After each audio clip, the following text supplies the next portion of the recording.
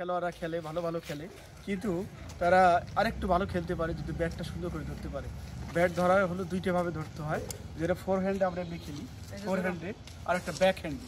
ঠিক আছে, ফোর হ্যান্ডে আমরা ব্যাট ধরবো কীভাবে দেখো। ফোর হ্যান্ডে ব্যাট ধরাকে আমরা শেকিং স্টাইলও বলি।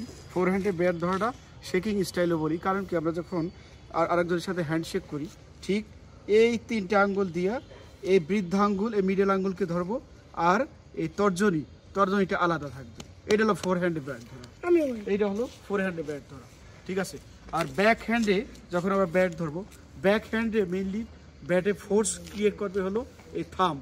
এই জন্য এই কয় আঙ্গুল একসাথে করে, এই চার আঙ্গুল একসাথে করে এই এই ইয়াটা বৃদ্ধ আঙ্গুলটা হবে এইদিকে, তাহলে শক্তি পাবো এবং ককের উপরে নিয়ন্ত্রণ প্রতিষ্ঠিত হবে।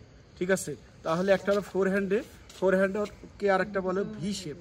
ভি শেপ কেমন, এই আঙ্গুলটা তর্জনীটা আলাদা থাকবে, এই বৃদ্ধাঙ্গুল এই মিডল ফিঙ্গারকে ধরবে।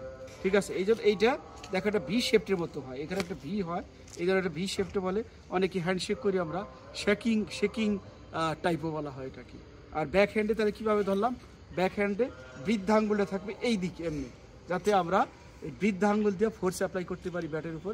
এতে করে যেমন শক্তি পাবো আমরা, তেমনি আমরা ককের উপর নিয়ন্ত্রণ, আমরা আসলে কোথায় ককটা ফেলতে চাই এটা আমরা মানে সঠিকভাবে ফেলতে পারবো।